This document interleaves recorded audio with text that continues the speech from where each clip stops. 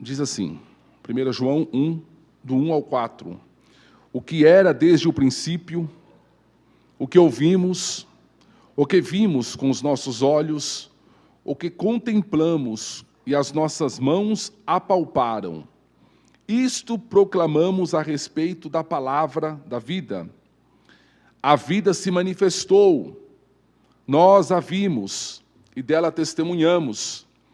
E proclamamos a vocês a vida eterna, que estava com o Pai e nos foi manifestada. Nós lhes proclamamos o que vimos e ouvimos, para que vocês também tenham comunhão conosco. Nossa comunhão é com o Pai e com seu Filho Jesus Cristo. Escrevemos estas coisas para que a nossa ou a vossa alegria seja completa. Amém. Na semana passada, irmãos, nós demos início ao estudo nessa primeira epístola de João e vimos algumas características dessa carta, dessa epístola. Dentre elas, irmãos, nós vimos que essa carta é uma carta de uma mensagem urgente para uma igreja que estava sendo atacada por algumas heresias, principalmente no que concerne à pessoa de Jesus. E ela é tão urgente que João, ele nem mesmo faz as costumeiras saudações, né? Eu, o apóstolo João, servo de Cristo, a igreja que está em tal lugar. Não, ele já vai direto ao assunto, porque é urgente o que ele precisava tratar com aquela igreja, ou com a igreja de forma geral. Vimos ainda que João ele tinha grande intimidade com os leitores desta carta, ao ponto dele chamá-los de filhinhos, de amados, de irmãos. O tema central, irmãos, dessa carta é Jesus, é a pessoa de Jesus. E João, ele abre a sua epístola falando sobre Jesus, falando sobre a pessoa de Jesus. O objetivo era demonstrar que Deus não está indiferente ao mundo. Pelo contrário, como disse João lá no Evangelho, Deus amou o mundo de tal maneira que ele se manifestou em carne. E é isto que João vai falar nessa epístola. Deus amou o mundo ao ponto de se manifestar em carne. O nome que dei para esse estudo é a manifestação da vida. A manifestação da vida. O propósito principal da carta, irmãos, é demonstrar que Jesus se revelou em carne para revelar aos homens o Pai, trazer vida àqueles que estavam mortos. Veja, irmãos, ele veio em carne para trazer a revelação do Pai e trazer comunhão e uma perfeita alegria para aqueles que estavam entregues aos seus próprios pecados. Essa é a mensagem que João traz, então, em sua epístola. Nós vimos a semana passada, irmãos, que o Evangelho de João foi escrito para apresentar a salvação. E a carta de João ela é escrita para reforçar a salvação para aqueles que já tinham, para solidificar a salvação, para dizer o seguinte: vocês têm a salvação, fiquem firmes nela. E João, irmãos, ele vai começar aqui essa argumentação a respeito da pessoa de Jesus, dizendo o seguinte, que ele é antes de tudo. Ele era aquilo ou aquele, ou o que era desde o princípio. O ponto de partida de João, então, é revelar que Jesus é antes de todas as coisas. E dizer, irmãos, que ele é antes de todas as coisas, não significa apenas dizer que ele é antes de tudo, mas significa dizer que ele é a causa de tudo. Que por causa dele todas as coisas foram criadas. Que é por meio dele que tudo veio a existir. Toda a existência. Por isso que ele é chamado daqui da palavra da vida, o verbo da vida. Toda a existência está fundamentada nele. E João, ele vai reforçar aqui o seguinte, que ele, Jesus, ele não teve origem. Pelo contrário, ele é quem dá origem a todas as coisas. Ele não passou a existir num dado momento. Ele é antes de tudo. E ele sempre esteve em perfeita comunhão com o Pai. João, lá no Evangelho, ele deixa bem claro, em vários trechos, ao dizer o seguinte, que Jesus, ele é antes de Abraão, né? Inclusive os judeus se escandalizaram quando Jesus falou isso. Como assim? O Senhor não tem nem 50 anos e está falando que é antes de Abraão, que viveu 2000 antes de Cristo. Ele é antes de Abraão, ele é antes de Salomão, ele é antes de Jonas, e ali simbolizando todos os profetas. Ele é antes do templo, ele é antes do sacrifício, ele é antes de todas as coisas. E é importante, irmãos, dizer isso, porque o que João está dizendo aqui é o seguinte, que ele não é um ser que foi criado antes da criação do mundo, como dizem os testemunhos de Jeová. Não, ele é Deus. E como Deus, ele existe desde sempre. Como Deus, ele existe antes de todas as coisas, e ele é a causa de todas as coisas. Então a primeira argumentação de João é essa, ele é antes de tudo. E ele deu origem a tudo. A segunda argumentação de João é o seguinte, que ele, que é antes de tudo e que deu origem a tudo, se manifestou em carne. Depois de João dizer então que ele é antes de todas as coisas, ele vai afirmar o seguinte, que esta vida, esta pessoa que deu origem a tudo, ela desceu. O eterno entrou, penetrou no tempo. Isso é profundo, irmãos. O eterno, que era antes de todas as coisas, ele entrou no tempo e se revelou aos homens. Era como se fosse o seguinte, o verbo de Deus, a ação de Deus, a palavra de Deus, ela se fez carne, ela se materializou.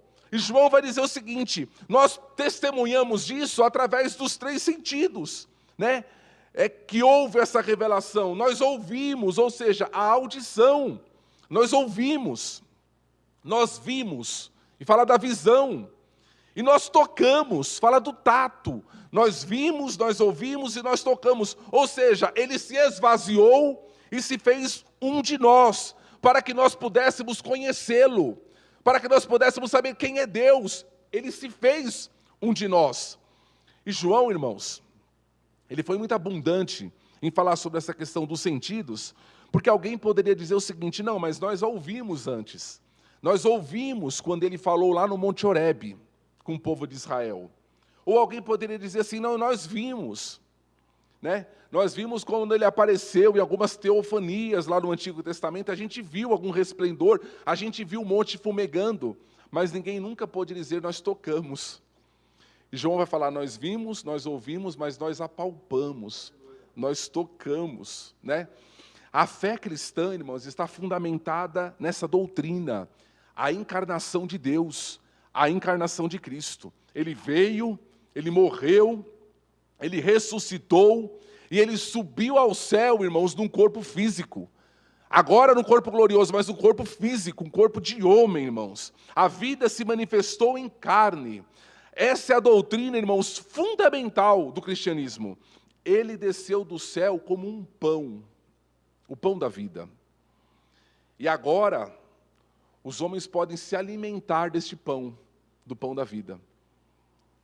E é isso, irmãos, que nós fazemos em todas as ceias, não é verdade? E quando nós cantamos, por exemplo, o pão da vida descido dos céus, traz paz, saúde e vigor.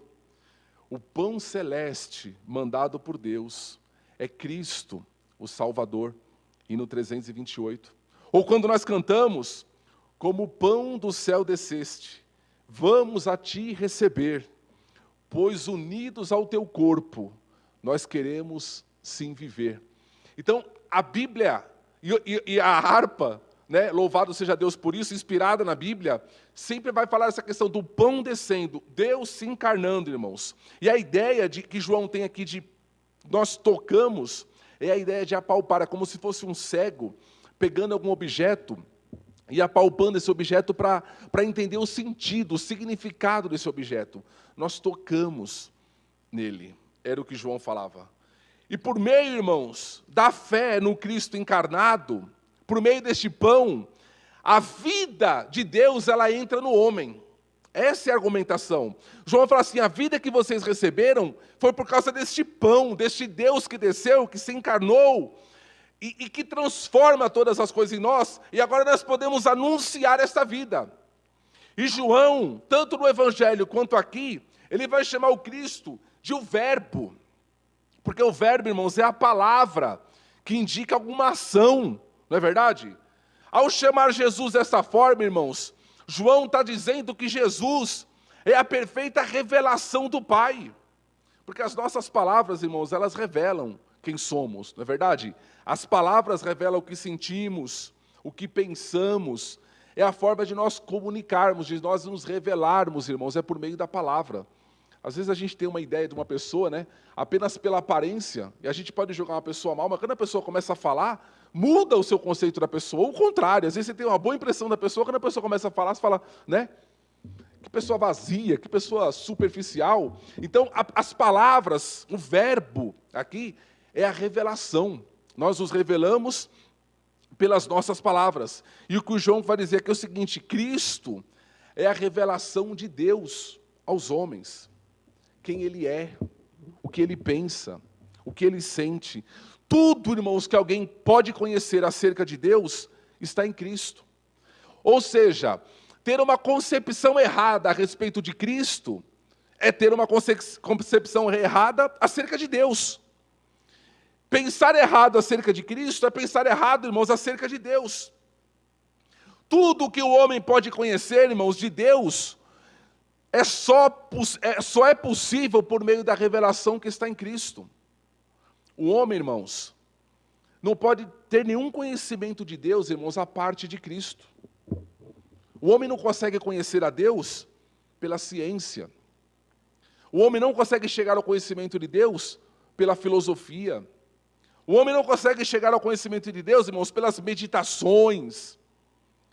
O homem não consegue chegar a conhecimento de Deus até pela natureza. A Bíblia fala em Romanos que a natureza é como se fosse vestígios, rastros de Deus. Mas o pleno conhecimento de Deus é só por meio de Cristo. E é nesse sentido que Jesus falou, eu sou o caminho, e quem registrou foi João. Eu sou o caminho, a verdade, a vida, e ninguém vem ao Pai a não ser por mim. Não há nenhuma revelação de Deus, irmãos, a parte de Cristo. Porque às vezes, irmãos, a pessoa fala assim, mas será que uma pessoa que está seguindo uma religião, uma filosofia, será que não é igual a gente, mas com outro nome? Não, não é. Deus só se revela por meio de Cristo.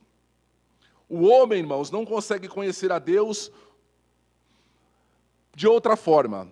Então, os cientistas que não conseguem chegar ao conhecimento de Deus por meio da ciência, o que eles fazem? Eles preferem negar a existência de Deus. Então, se eu não consigo chegar, se a ciência não consegue me levar a Deus e eu creio na ciência, eu nego que Deus exista.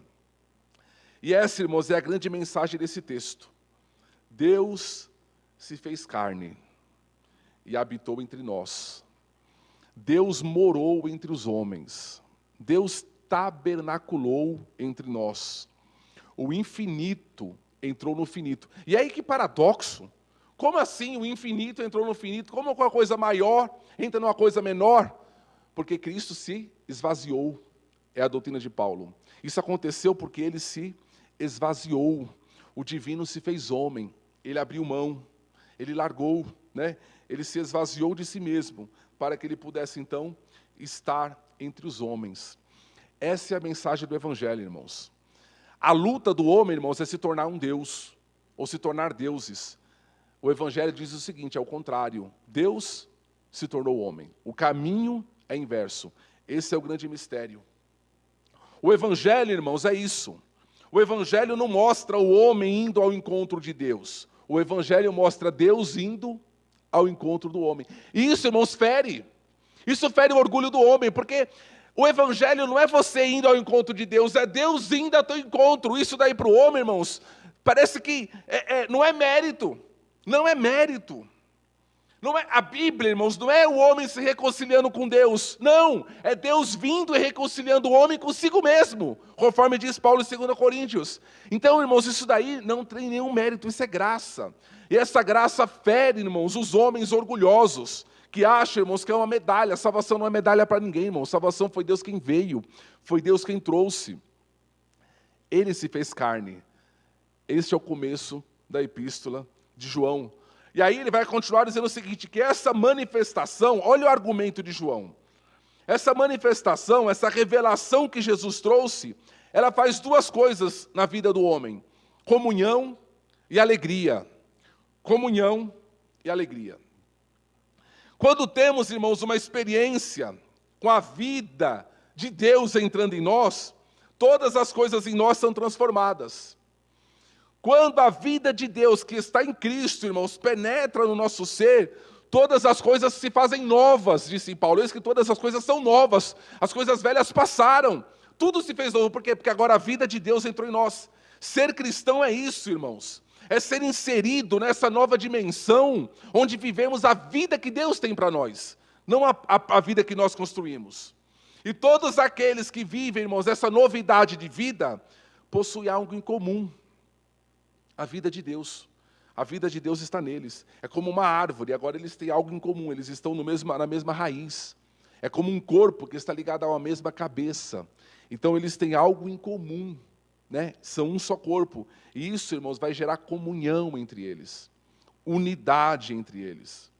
A religião cristã, irmãos, é a religião da comunhão. Do encontro com Deus e do encontro com o próximo. Agora, numa vida dada por Deus. A religião cristã, irmãos, é algo que livra a pessoa, irmãos, da solidão. É por isso que o salmista fala que faz com que a viúva habite em família, não é verdade? A religião cristã nos livra da solidão. Essa verdade, irmãos, essa vida, essa doutrina, é a única coisa, irmãos, que pode gerar comunhão entre os homens. Sabemos que, primeiramente, irmãos, conforme diz João aqui, no versículo 3, a parte B, a nossa comunhão primeira é com Deus. É com Deus. E depois que eu tenho comunhão com Deus, vai refletir na minha comunhão com o meu próximo, nas relações humanas. E por meio dessa nova relação com os homens, irmãos, o Evangelho é anunciado. Por que a gente fala isso, irmãos? É tão importante essa doutrina. Porque hoje, irmãos, infelizmente, muita gente, muitas igrejas, faz um esforço tremendo, irmãos, para gerar comunhão no meio do povo. Para gerar unidade, para gerar, aquela integração, como eles dizem. E fazem isso por meio de eventos, por meio de shows, marchas, por meio de obras de caridade, por diversos meios, irmãos. Mas a Bíblia é clara em dizer que nada pode gerar comunhão entre os homens, se não for, irmãos, a vida de Deus. A vida que provém de Deus, uma verdadeira unidade, irmãos. É Deus quem faz. É essa doutrina, irmãos, que nos une, que faz a gente sentir a dor do outro, que faz a gente tá junto, irmãos, no momento que estamos separados, como que estamos vivendo agora. É essa unidade, irmãos, que há na doutrina, que há na palavra, que há na vida, que vem de Deus. Essa comunhão, irmãos, é forte, porque ela ultrapassa, irmãos, as questões humanitárias, as questões humanas. Ela é mística, ela é misteriosa, ela é um mistério, ela é intangível, ninguém vê, mas o Espírito age e faz com que a igreja, irmãos, seja um, com que os membros sejam um. Embora, irmãos, isso seja algo místico, é algo poderoso, é algo poderoso. E essa comunhão, irmãos, ela é tremenda, porque antes dela reconciliar os homens entre si, como eu já falei, ela reconcilia os homens com Deus.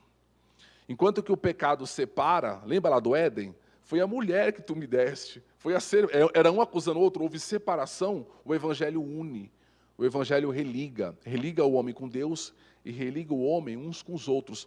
Portanto, irmãos, se a doutrina que nós cremos, se a fé que nós praticamos, leva a divisões, irmãos, a gente tem que rever a nossa fé.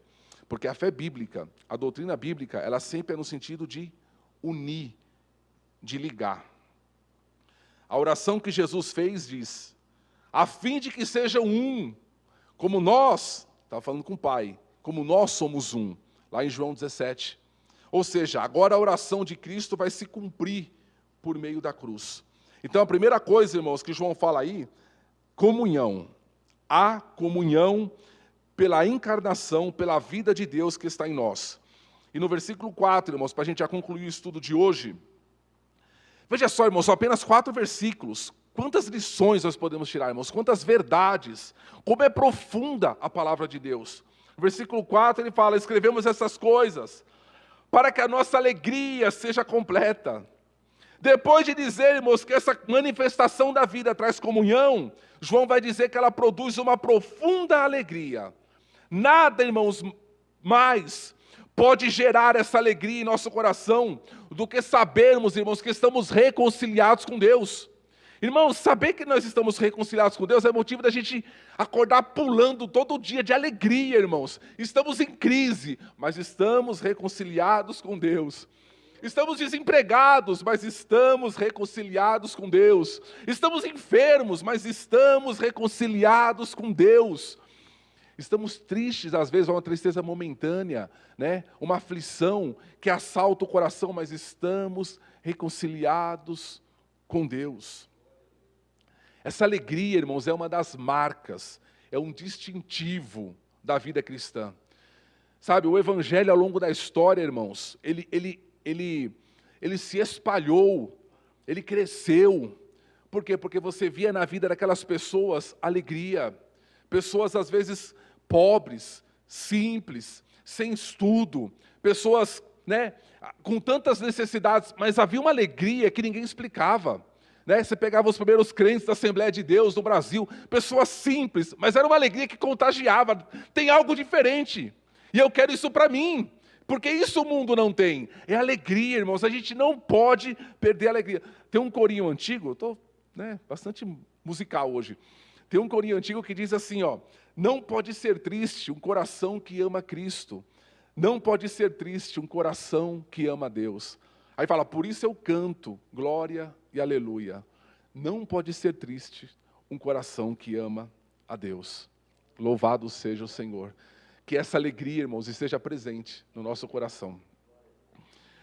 O nosso problema, irmãos, é quando nós invertemos a coisa. E buscamos alegria para servir a Deus. Não, eu sirvo a Deus e eu sou alegre. Alegria é uma consequência, irmãos. Alegria virá. Alegria, irmãos, não é um sentimento que nós produzimos, não é um sentimento, irmãos, ou volto a dizer, uma medalha que nós conquistamos, ela é fruto de uma relação com Deus. Não é uma alegria forçada, um sorriso amarelo, ou selfies nas redes sociais para querer demonstrar que eu sou alegre, não é isso. Eu estou reconciliado com Deus. A alegria é uma consequência. A paz é uma consequência.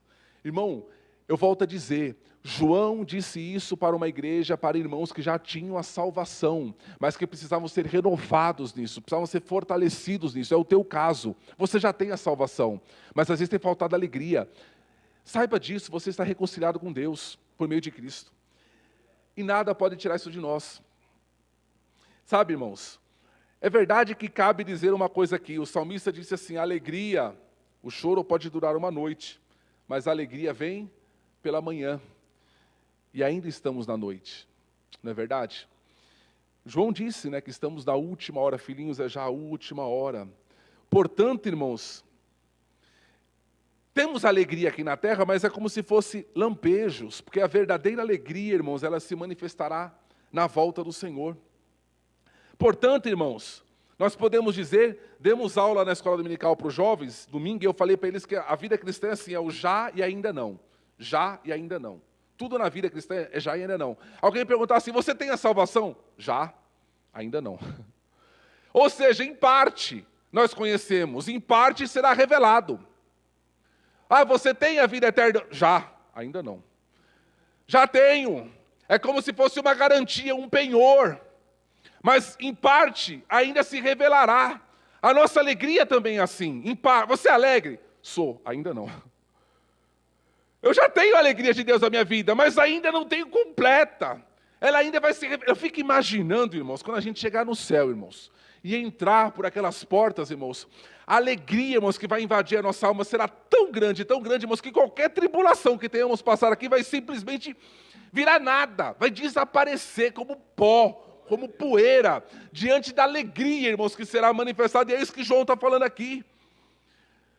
Há uma alegria, irmãos, que há lampejos em nós, e louvado seja Deus por esse lampejo, porque nos sustenta, porque nos sustém, porque nos mantém aqui, irmãos, na presença do Senhor. Mas essa alegria, na sua plenitude, ela será revelada. Oh, que dia maravilhoso, irmãos. Essa é a mensagem que a igreja tem para o mundo. Deus se manifestou em carne, e em Cristo, Ele reconcilia os homens consigo mesmo e uns com os outros. E isso traz em nós comunhão e alegria. Que Deus te abençoe. Que Deus abençoe a igreja. Que Deus abençoe a tua salvação. Que você entenda isso, que Deus abençoe o teu já, e que Deus te fortaleça para o ainda não. Você já tem, mas ainda não foi revelado na plenitude. A vida cristã é isso, já, ainda não. Essa alegria, naquele dia, irmãos, ela vai invadir o nosso coração de tal forma, que vamos dizer, poder olhar um para o outro e falar, valeu a pena. Ah, valeu, como valeu. Louvado seja Deus. Fiquemos em pé, vamos orar ao Senhor. Semana que vem nós prosseguiremos nesse capítulo 1 de 1 João, irmãos. Graças a Deus por todas as coisas. Oremos ao Senhor. Maravilhoso Deus, nós te damos graças, Pai eterno, nós te louvamos, Senhor, por todas as coisas, meu Deus. Tu és maravilhoso, Senhor, Tu és bom, Tu és grande. Senhor de toda a glória, Senhor maravilhoso, o Senhor desceu, o Senhor se fez um de nós, sentiu dores, as nossas dores, Senhor, as nossas aflições, sentiu, ó Pai eterno, o desprezo que o homem sente, Senhor, sentiu, ó Deus bendito, ó Deus, o amargo gosto do pecado, Senhor, que caiu sobre Ti, dos nossos pecados, meu Deus, para que nós hoje possamos ter comunhão, possamos ter alegria, possamos ter a certeza, Pai eterno, de que estamos reconciliados contigo, Senhor, e nós te louvamos por isso. Isto é o Evangelho, ó Deus, não é o caminho que nós fizemos, mas que o Senhor fez. Não foi nós, ó Deus, que fomos ao teu encontro, mas o Senhor quem veio ao nosso, Senhor, e graças te damos por tudo, meu Deus. Abençoa a tua igreja, fica conosco, Pai, em nome de Jesus, o teu Filho, amém, Senhor, amém. Que a graça do nosso Senhor Jesus Cristo, o grande amor de Deus, a comunhão e as consolações do Espírito Santo sejam com todos, todos digam amém. Deus abençoe, irmãos.